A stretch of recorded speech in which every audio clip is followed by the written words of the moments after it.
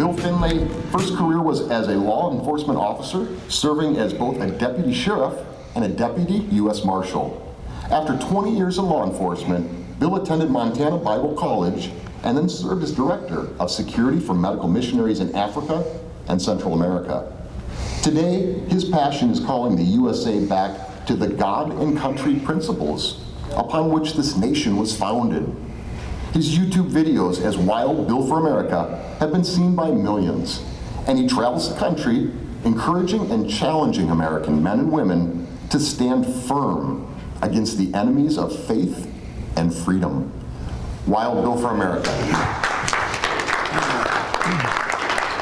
Thank you, Don. Boy, I tell you, I'm sure we're ready for a new president. How about you? And I can think of two very good reasons right off the top of my head. The U.S. Navy needs two brand new warships named for the heroes of Benghazi, the USS Glenn Doherty and the USS Tyrone Woods. The two Navy SEALs who fought like tigers to save American lives. Two Navy SEALs who died waiting for help that was never sent. Benghazi is a name that will live in infamy.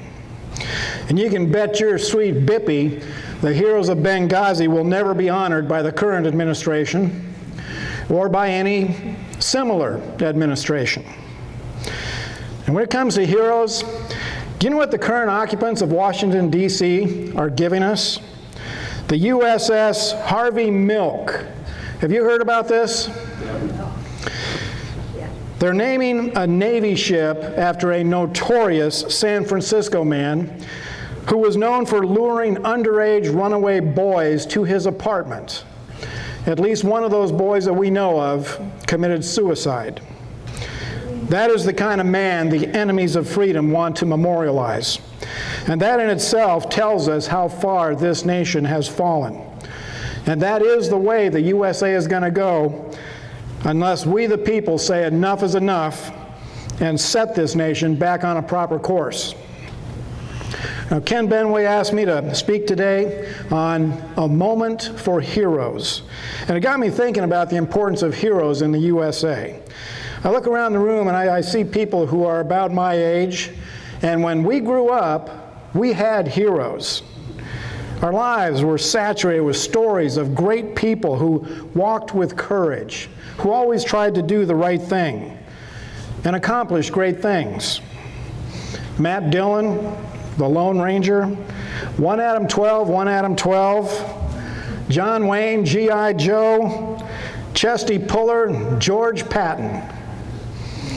Television prominently featured good men who were strong father figures. Leave It to Beaver, Mayberry RFD, Father Knows Best. When I was a boy, I listened to the stories of the knights in shining armor, men who lived by a code of honor, men who slayed dragons and rescued pretty girls. Sounded like a pretty good gig to me. Every boy wanted to be a knight in shining armor, and the young ladies dreamed of the day when their knight in shining armor would come along. In school, we heard stories of the founding fathers, of George Washington, who coined the phrase, "a nation under God," while rallying his starving, half-frozen troops who marched barefoot and bloodied in the snow. When most men would have given up, those men crossed the Delaware River in a snowstorm on Christmas Day to win a surprise victory and to secure American independence. Now that is the kind of men that we should be raising up in the USA.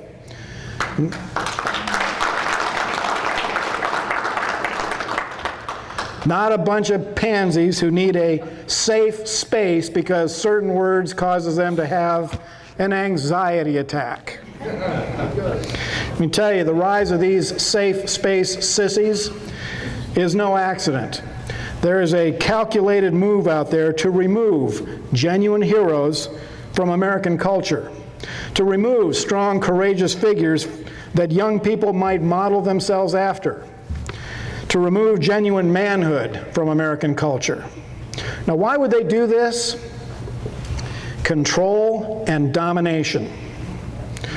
A nation of girly men is a whole lot easier to dominate than a nation filled with George Washingtons, backed up by the knights in shining armor. Now, how could this happen in the land of the free and the home of the brave? Well, it didn't happen overnight. We let these things take over our nation like a cancer. We saw it happening. The Apostle Paul tells us about the law of sowing and reaping. And basically it says that whatever a man sows, that's the crop he's going to reap. And we have allowed bad people to sow bad seed in our society for decades. And now we are reaping a crop of corruption. And the very foundations of our nation are crumbling away before our eyes. I have never seen Americans so discouraged. Patriotic Americans have lost faith in their own government, mainly because we are no longer a nation of laws. The American people have watched as high-level government officials commit crimes with impunity. Not one government official has been held accountable for Benghazi. The former Secretary of State brazenly destroyed evidence from an email server after receiving a subpoena to hand it over. Felony tampering with evidence, committed in full view of the public. And the FBI walked away like nothing happened. No wonder Americans have lost faith in their government. We are supposed to be a nation of laws. That's what a republic is. Not a nation ruled by elites who can violate the law whenever they choose. Now, one of the biggest mistakes this nation ever made was failing to prosecute Jane Fonda for what she did in Vietnam.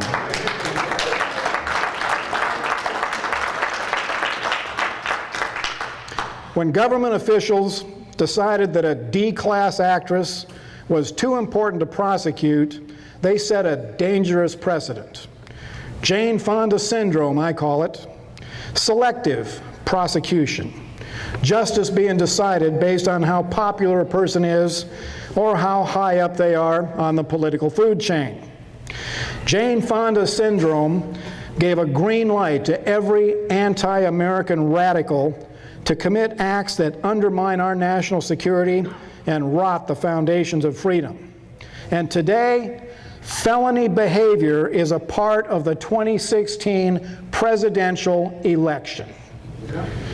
No wonder the American people have lost faith in their government. Well, now is the time for a new hero to arise. The next American president has a critical task to accomplish: restoring the people's faith in our government.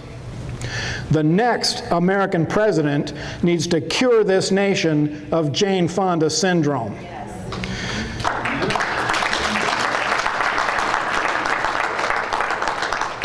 And the fastest way to do that, the fastest way to restore faith in our government, is to publicly prosecute Hillary Clinton.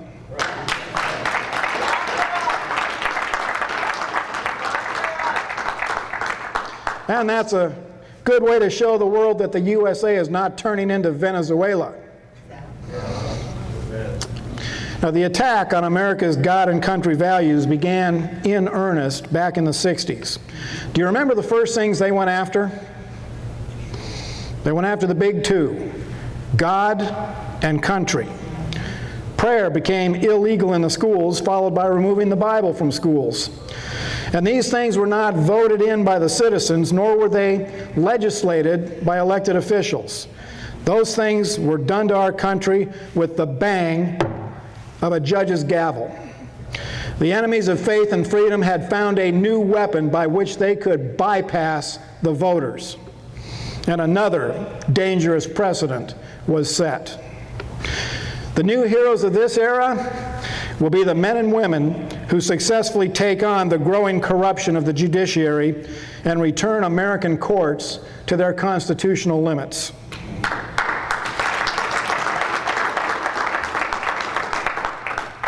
In the 60s, American history began to be rewritten to erase the noble history of the USA, and to replace it with 101 reasons to be ashamed to be an American. We see this today with football players refusing to stand for the national anthem and young people all over the country emulating them. George Washington, Thomas Jefferson have been labeled as nothing more than slave owners. There's a move today to go out there and grind George Washington's name off of the public schools so that he and his accomplishments will be forgotten forever. Well, let me tell you something. The leadership lessons of George Washington should be mandatory reading in every high school in America.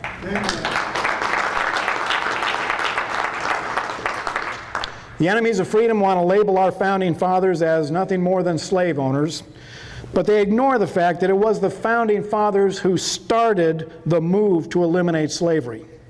When Thomas Jefferson wrote, "All men are created equal," he knew exactly what that would eventually do to the slave trade. Life, liberty, and the pursuit of happiness was originally life, liberty, and the pursuit of property. But they changed that because they knew that certain men would see that as a right to perpetuate slavery. And eventually this nation fought a bloody civil war that resulted in slavery finally being done away with. And we're still waiting for somebody to say thank you. But those are facts that the enemies of freedom want to bury. They're not interested in truth, they're interested in domination. The pioneers who opened up the West, men like Daniel Boone and Davy Crockett, were labeled as evil men whose contribution was to bring genocide to the indigenous people. The knights in shining armor became evil crusaders who brutalized the poor peaceful Muslims of the Middle East to force Christianity on them by the sword, when in reality those men were defending Europe against the same jihad that we see rising up today. The God and country principles upon which this nation was founded have been under relentless attack for decades, and the enemies of freedom have succeeded to the point where the USA is at the tipping point. Morally, economically, culturally, this nation is either going to make a dramatic turnaround to get back to being the United States of America, or this nation is going to collapse into the dustbin of history like so many others have done. And that's going to happen one way or the other in the next few years. Unfortunately, the law of sowing and reaping works both ways. You want to see the USA begin reaping a new crop of decency, integrity, family values, patriotism, love for our Creator and for each other, then we need to get back to sowing good seed into our society. And the best way to do that is with a good, healthy dose of the two things that the enemies of freedom fear more than anything else: God and country.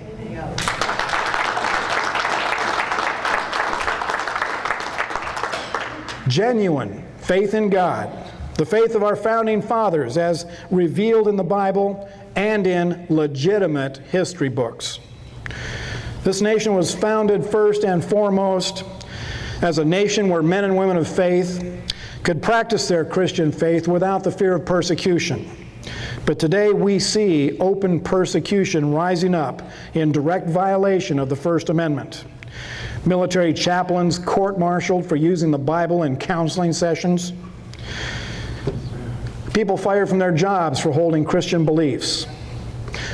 The young people of America deserve better. For the first 200 years of this nation's history, the Bible was the primary textbook in the schools. The founding fathers insisted on that, especially Thomas Jefferson and Benjamin Franklin. Why? Because there is no other book that gives young people a better foundation for life. And that raises a question for the American people today.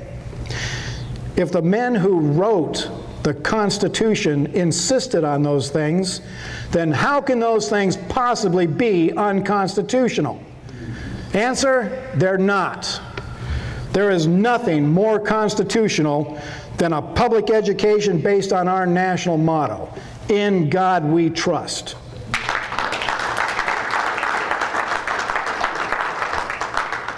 And along with that, We need to bring back American patriotism, genuine love for this country, and knowledge of the noble purposes for which this nation was founded and the unparalleled contributions that the USA has made to the world. No one who is ashamed of the USA should ever teach our children. Yes.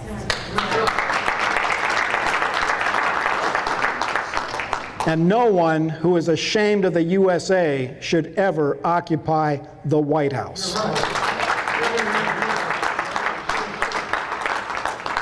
You want to know who the new American heroes are going to be? They will be the young men and women who pick up that banner of God and country and march it right back into the public square where it was for the first 200 years of this nation's existence. Now, we need to continue the battle to put good people in office, military veterans in particular. That is the main theme of this event. And I don't want to wait for well-qualified veterans to decide to run. I would like to see an active committee formed in all 50 states with a mission to seek out the finest and most capable military veterans who are now in civilian life. The U.S. military is unsurpassed in management for training, logistics, threat analysis, and the grit to serve under difficult conditions. Let's find the best of the best and ask them to serve. We need to deal with those who are continuing to sow bad seed in our society. Most of us in this room raised our hand at one time and took that oath to defend against all enemies, foreign and domestic. Well, the domestic enemies are becoming pretty bold nowadays. We see American cities being looted and burned. American law enforcement officers are being assassinated in the street. Those who are doing these things are merely the leaves of the poisonous plant. The roots that support that poisonous plant are the so-called educators in our colleges and universities who preach the politics of hatred based on skin color. It doesn't matter how many of the leaves we cut down, until we pull up the roots, those leaves are going to continue to sprout. The new heroes of this era will be the men and women who successfully take on and defeat the promoters of skin color politics. Remember the movie The Untouchables with Kevin Costner? Based on a true story of men standing for justice in a city overrun with corruption? Well, the USA needs a new team of untouchables whose sense of duty insulates them from the poisonous temptations of Washington, D.C. And I can't think of a better pool to draw from than our military veterans.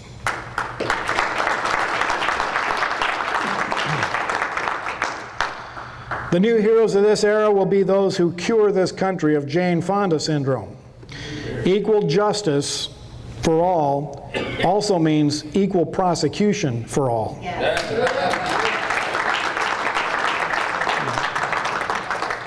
Well, I want to thank you for letting me be a part of this event today.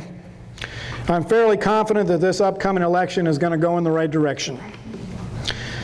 But even if it doesn't, if this election ends up going bad for America, I want you all to remember that often the greatest victories come when the game goes into overtime. Wow.